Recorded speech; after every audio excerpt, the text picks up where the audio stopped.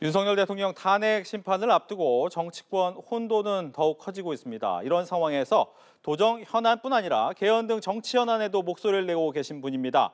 김동연 경기지사 모시고 관련 이야기 들어봅니다. 안녕하십니까? 네, 안녕하세요. 네. 원래 여러 가지 도정 얘기도 들어봐야 되는데 첫 번째 질문 이걸 안 할 수가 없습니다. 윤석열 대통령 구속 취소 청구가 인용이 됐죠. 검찰이 석방을 지휘하고 52일 만에 대통령이 석방이 됐는데 석방 당일에 검찰총장에 대한 비판 메시지도 내긴 하셨습니다만 이 상황 어떻게 보셨습니까?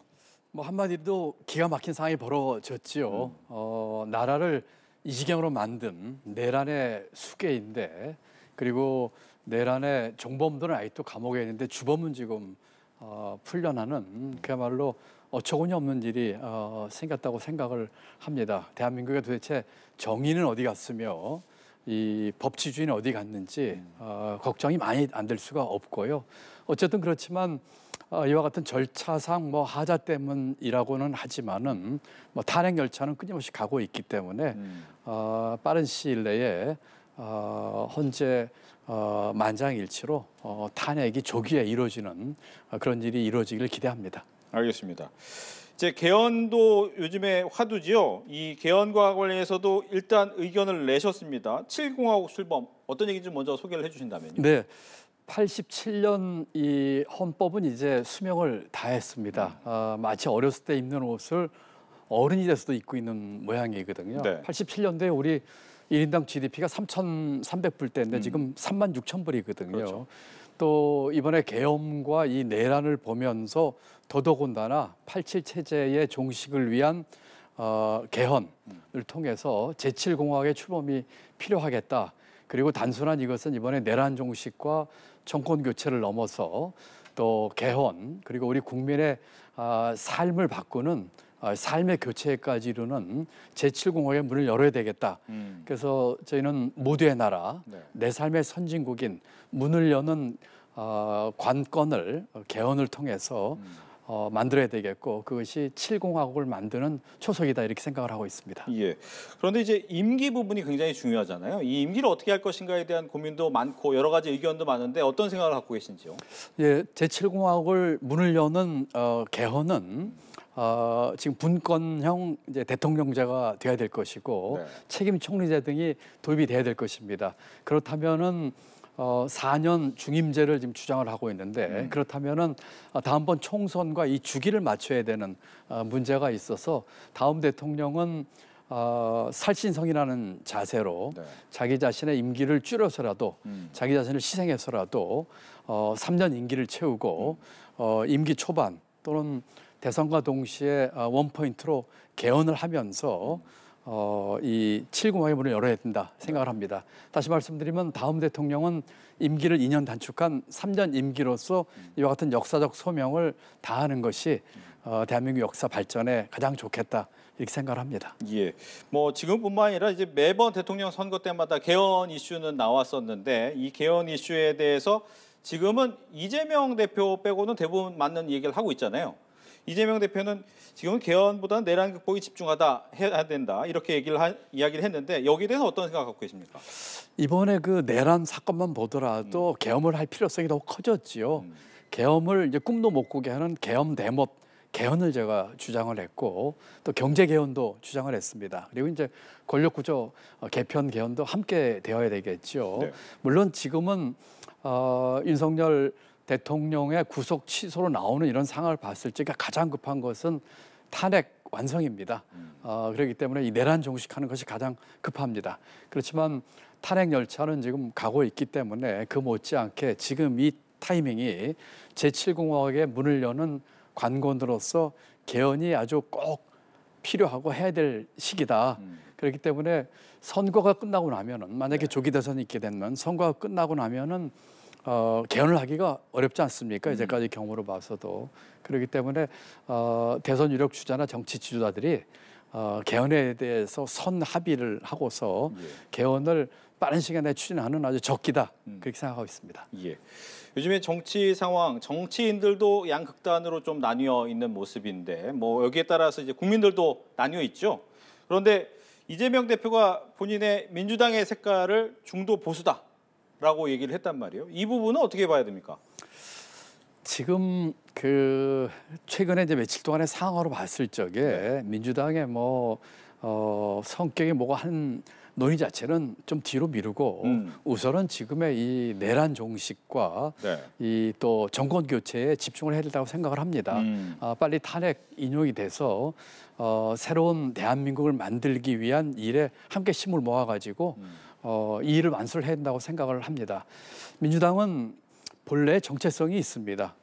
우리가 갖고 있는 가치와 철학은 분명히 중심을 잡고 그러면서 이제 여러 가지 중도 확장이나 하는 길을 걸어야 되겠지만 지금은 그 문제 가지고 왈가왈부할 때가 아니고 최근에 벌어진 것 같은 사태에 있어서 빠른 시간 내에 이 정치적 불확실성을 제거해야 되겠다. 특히 이제 경제가 지금 많이 어려운 상황이거든요. 이 진흙탕으로 인해서 경제 어려움이 좀 가려져 있는 것 같습니다. 이 경제 문제 해결의 첫 걸음은 이 정치적 불확실성의 제거이거든요. 그렇기 때문에 다 같이 우리 민주 세력, 양심 세력, 합리 세력이 다 같이 힘을 합쳐가지고 내란 종식과 이 정권 교체에 힘을 모아야 되겠다. 이렇게 생각을 합니다. 얼마 전에 이제 이재명 대표를 직접 만나서 신뢰 위기 우려 얘기를 했지만 그때와는 또 이야기가 달라졌다, 시기가 달라졌다 이 얘기입니까? 어떻습니까? 민주당의 신뢰 위기 또는 신뢰 회복은 꼭 필요합니다. 그리고 수권 정당으로서의 모습을 분명하게 보여주는 것이 필요합니다. 그렇지만 그 선 단계로서 여러 차례 말씀드린 그 윤석열 대통령이 구치소 나올 때 모습 보십시오. 개선 장군도 아니고 너무나 오만방자하지 않습니까? 그리고 여러 가지 보여줬던 그 행태들.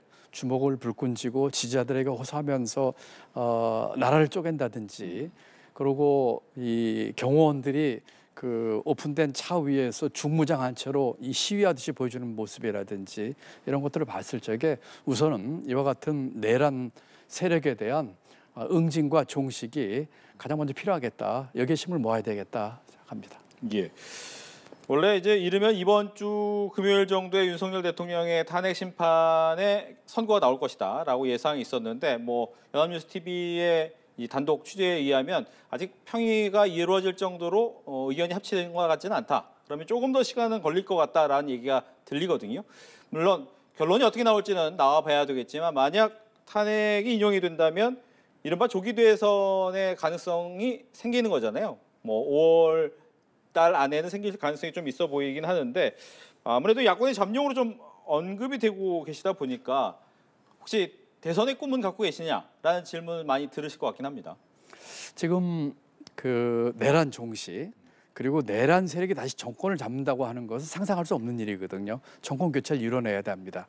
그리고 그 정권 교체 이상의 그걸 뛰어넘는 내 삶을 바꾸는 교체가 일어나야 합니다.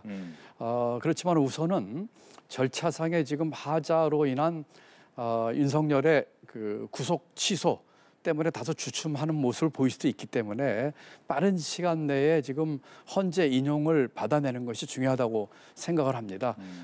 빠른 시간 내에 이와 같은 민주 세력들이 모여서 내란 종식하는 데 힘을 모았으면 좋겠습니다. 만약에 이와 같은 그 탄핵 인용으로 인해서 새로운 제7공화국과 새로운 대한민국을 만드는 일이 있다면은 저는 역할을 마다하지 않고 적극적으로 할 생각입니다.